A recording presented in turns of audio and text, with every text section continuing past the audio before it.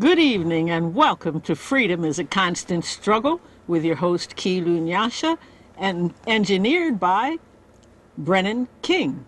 And tonight I regret having to tell you that Dennis Bernstein cannot be with us this evening as promised, but we have with us Pierre Labossiere of the Haiti Action Committee, and he has much news to bring us about what's happening in Haiti. But first I want to go to a commentary by Mumia Abu Jamal dated October 15th, 2008. The shock and awe, if you'll forgive the borrowing, in global financial markets is but the bursting of the latest bubble in world capitalism. For a brief span, imperial economists suggested that the age of boom and bust was a relic of the dusty past, saved by a kind of brilliant economic technocratic thinking that worked the markets like a well-oiled machine. Inflation too high? Lower it by tightening the money supply. Neat, predictable, manipulatable. Except theory never fully captures the vagaries of life because theory ignores human compulsions like greed, avarice, or mindless stupidity. It also ignores social and political realities. For example, that capital is divorced from national government structures and as such are not answerable to them. They are thus able to easily avoid taxation, regulation, or extra corporate oversight. In the 19th century, the robber barons simply walked into government buildings and capitals with satchels swollen with money. They literally bought off politicians to do their bidding. They do the same thing today, but they do it with a little more finesse. Today, they don't bring suitcases on the Senate floor. They donate to PACs, political action committees, or invite their intended on golfing treks, where real business is done on the green. Then they take their pots of gold offshore, say to the Caymans, and fuel the latest speculative capital bubble. The bubble swells and eventually busts, and that's where the bought and paid for politicians come in handy. They transfer public money into private hands, all the while screaming deregulations or free market. So the big dogs get paid on both sides of the bubble, while it grows and after it bursts. How can you lose? Well, not you. If you believed in the hype and bought into the bubble, you lose. And as taxpayers, you lose. If you've been foreclosed on, you've already lost. If you want a good paying job, you've lost. If you want a decent education for your kids or grandkids, you've lost. For capital is hungry and the beast must be fed. Let me tell you what capitalists really think of the notion of free markets. In 1995, Dwayne Andreas, then chairman of the agribusiness giant Archer Daniels Midland, told an interviewer, quote, "There isn't one thing in the world that is sold in a free market, not one. The only place you see a free market is in the speeches of politicians. People who are not from the Midwest do not understand that this is a socialist society," unquote. Free market is a talking point. The only thing free is the pain.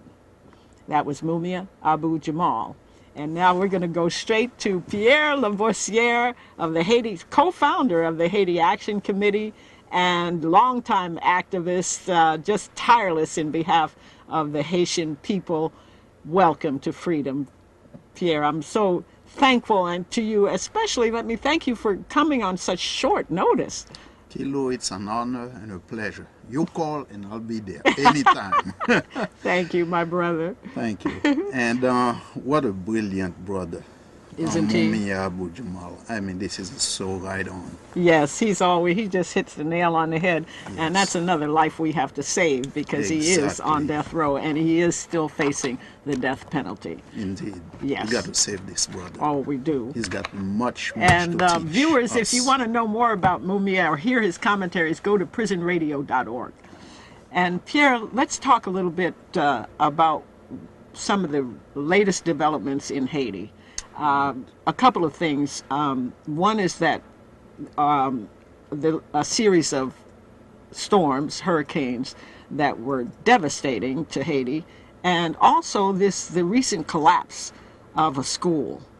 Talk about those things. Yes, the hurricanes, there were 4 in a row. So, and according to many experts, we are seeing some of the manifestations of global warming because the storms are coming in with increasing intensity and increasing strength and devastation in their wake.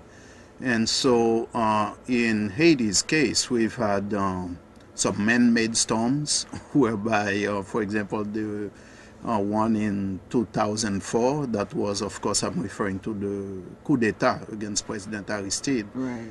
And this was devastating to the country. Of course. It wrecked institutions, over 10,000 people killed, and displaced so many families. And the worst of it was that just like a storm, it was actually predicted. The French ambassador had stated as a warning to the Haitian government that they would be facing a tremendous storm in December. Now, the hurricane season is during August and September. Right. But what he meant, he was making a reference to France's participation in the upcoming coup d'etat. That was, he had said that during the summer of 2003. Right. And they chose the bicentennial of the Haitian Revolution. That's correct. The bicentennial 2004, year. 200 years. Precisely. So, but then there was a big storm that hit right after the overthrow of President Aristide, his kidnapping and overthrow, which took place in February 29th, 2004. And that storm occurred in the city of Gonaïves and really leveled that city. There was a lot of work being done for drainage and what have you, but the coup d'etat, during the coup and before that, all the counter-revolutionaries, the Contras, who were being paid by the CIA and the French government and all these people, had actually been setting fire to the bulldozers and destroying all the work to drain the city of the water. And during the coup, there was a brigade there were brigades formed in every town, in every place. They were trained in terms of warning people of impending disaster, evacuating people, providing first aid, providing food in the aftermath of the storm. Well, all these people were either killed or made to flee the region. The buildings were burned down and looted and what have you. So complete destruction. So that in 2004, when the storm hit the city of Gonaïves, it really devastated the place, and there was no effective way of coming to the aid of the population. And mind you, and this is at a time when the UN was in Haiti, right, occupying, acting as a proxy. And not only the UN forces, well, you had also US Marines and all these people, and still, it was just abominable, similar to what happened to in New Orleans during for Katrina. Yeah. But this was before that time. So fast forwarding to this year, nothing had been done in the city of Gonaïves. You imagine, with all this money, with all this big thing on television talking about it, supposedly they had sent money to do the repair work and to put a drainage system and all of that. This storm hit again. No warning to the people. People were there. They were again at the mercy of the elements. Huge floodings, many hundreds died. And so we still see the same results. And now it was 4 hurricanes. So every part of the country 4 hurricanes in a row, practically. Every part of the country was affected by these hurricanes. And yet, from what I'm hearing, not much really in terms of relief for people, putting things together. When you putting infrastructures together to deal in an effective way with the aftermath. So when I compare that to what happened in Cuba, well, Cuba was able to evacuate everyone, including livestock, all the animals. Exactly, and they got hit hard. They got hit hard by I believe, 3 or 4, or maybe. I think it was a 4. Yeah, it was. A level 4 storm was the last one, I think. And precisely. It was just astounding that no one was killed. No one, I've heard 4 people got killed, but still, livestock, everything got moved. So you compare that to what happened in Haiti, which is under the occupation. Excuse me, but I think it was 4 people in one of the storms, in Right. the earlier one. Right. But the latest one, I remember there were no deaths. Yeah. They just do an incredible job. It's amazing. But that shows you the difference when you have a government who puts people first and cares about people, and that's the main difference. Exactly. And you compare that in Haiti with all these superpowers occupying the country. I'm talking about France, Canada, the US, Brazil. all of them, Brazil. And with so much money, so much equipment, spending their time killing poor people in poor neighborhoods who are demanding their rights, the right to be able to read, the right to self-determination, meaning they can go out there and vote to choose the representative of their choice, and have these people sit down with them as a community to determine what are the priorities for their communities. That is considered a crime, and these people were massacred over and over by United Nations troops. I know, because the last election that put Jean-Bertrand Aristide back into power was something like 90% of the vote. Precisely. Unheard of. Oh, yeah. And the opposition boycotted because they knew that they would be completely wiped out, and so they boycotted in a way to save face, so they can say that they were not defeated because they weren't there, but everybody knew. And some of them even said it. They said there is no way we can stand a chance in front of Aristide because he's too popular and too beloved by the people. And so what they did instead was to link up with the CIA and with the State Department under Colin Powell, and to link up with those forces and to destroy the country and the democracy. And what I mean by democracy, I mean people participating to rebuild their land, to have control over their destiny. Do we have a call? All right. I was about to open the live line, but somebody called in anyway. You're on the line. Hello? Hello, are you there? Oh, I don't know what happened. Oh, well. Our live line is 415-621-4473.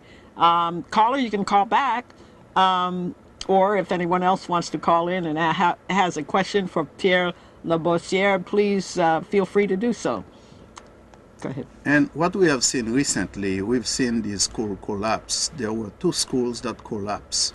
One of them, it's been estimated over 100 people were killed, school children. I know, it was terrible. Excuse me for sure. I think we do have another call coming through.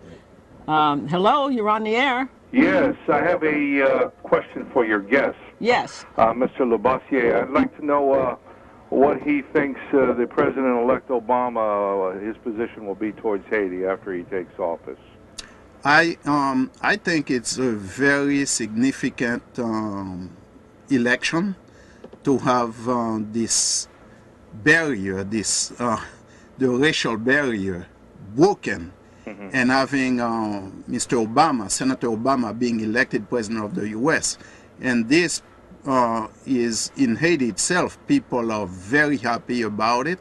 People are jubilant, as in various parts of the world, because they see it's another step in terms of a significant step in the history of humanity. Same as Nelson Mandela, when apartheid was dismantled and we had Mandela being elected. Same way in Haiti, when we had people who never actually were able to vote. Our brothers and sisters were able to vote and elect President Aristide. It was significant. So all of these need to be celebrated. Now, having said that, I also say that we have to be realistic in terms of much work that needs to be done, so that we have to push those who are in power, whether it be in Haiti, whether it be here in the U.S. or in South Africa or wherever it is, to make them accountable. We, the people, have to make them do what they have to do. And to quote, I heard a quote from Franklin Delano Roosevelt, President Roosevelt, and I heard he had told A. Philip Randolph, he said, well, what do you want to accomplish? When A. Philip Randolph had told him, Mr. Randolph told him what he wanted to see, he said, now you go out there and make me do it. Right. But realistically speaking, with Obama surrounding himself with all these former Clinton people, and then also Robert Gates, who looks like he's going to continue to be the defense secretary, and then Hillary Clinton being the Secretary of State. Realistically, do you think things are going to change towards Haiti under an Obama administration? Realistically, I feel, and I've always felt, that the power to make change is with the people. Yeah. Only the people organize and mobilize to achieve, to go out there and make things happen, will make things happen, will make change happen. I always remember when we had Prime Minister Margaret Thatcher and also President Bush, who was in power at the time, and they were such great supporters of apartheid South Africa. And but the power of the people in South Africa and the solidarity movement worldwide brought apartheid to an end during their term of office. So that tells you a lot about what we can do when we come together to change things and make the politicians do the things that they set out not wanting to do, or even if they say, well, my heart bleeds, that's what I would like to see done, but many times they don't do it because we know how sometimes they want to kowtow to the power structure, but we, the people, have to make it happen. The people and the people alone make revolution. Exactly. So, Pierre, thank you, caller. Pierre, I also wanted to let you continue to talk about the school and the collapse of the school and the terrible situation in terms of infrastructure and buildings that are so poorly built. We were talking earlier, and you were talking about how some of the houses of the rich are like fortresses. Indeed. Right? They were built so strong. But and that relates to the caller's question too, because under the Clinton administration we had this whole thing of NAFTA and privatization and the whole imposed implementation of the neoliberal agenda, which means simply less government, free market, let the market decide. So we had a whole series of deregulation. So what did we get? And Haiti is a typical example of deregulation, meaning that the government, which is supposed to ensure that people, that society has health care, that there is good infrastructure, education, that all of these clean water, that the government of Haiti, once President Aristide, once the popular movement took power in 91, the government has been systematically dismantled, in a sense, made to be a toothless, only because the people, when Baby Doc was there, the government of Haiti was given Baby Doc Duvalier, the government of Haiti was given plenty of support, weapons, all kinds of money and what have you. But once it's the people's government, it had to be undermined, imposed into this deregulation. And so what has happened is that you had people taking it upon themselves to build schools, helter-skelter, because some of them see so many children out there. They cannot let the children be without education. They go and try to make things happen on their own. The government inspectors are not on their job in terms of making sure that the buildings are sound. or investing in education, so that you know, there is a whole series of reasons why this particular school collapsed, and another one has also collapsed, and there are others too that are in such a state of shoddy workmanship and overtime and rains and what have you that are really, so it has created quite a situation, and also very traumatic for the students and their teachers and the parents. Imagine. No, it's a terrible situation. I'm sure. Pierre, I would like to ask you, and we have like a minute left, I would like to ask you to tell people what they can do and why they should do it. Why should an ordinary, everyday American be concerned about Haiti? One is, since we have very little time, I'll say, to support the people's struggle, the Haitian people's struggle. And please, there are many NGOs out there, non-governmental organizations that are going the bleeding heart type. And I say that it's good to feed, to help people, provide food and what have you, but people need people to back up their struggle, to take over their destiny, to take over their government, to make decisions for themselves. That's the best way people can help the people of Haiti. And I want to give you a website, which is HaitiSolidarity.net, and where people can get some information. And there is another website, HaitiAction.net, also, where people can get that information about what they can do. Thank you so much, Pierre Labossiere, for being our guest here on Freedom is a Constant Struggle. I want to thank Brennan King for board opping. Thank you, viewers, for joining us. Tune in next week for Freedom is a Constant Struggle, when we'll have Robert King Wilkerson here, one of the Angola Three. And be sure, in honor of UN's International Day for Eliminating Violence Against Women, there will be 3 days of ceremony, dance, music, and so forth, beginning with a rally and press conference at noon tomorrow. And all power to the people, free all political prisoners. Thank you for joining us.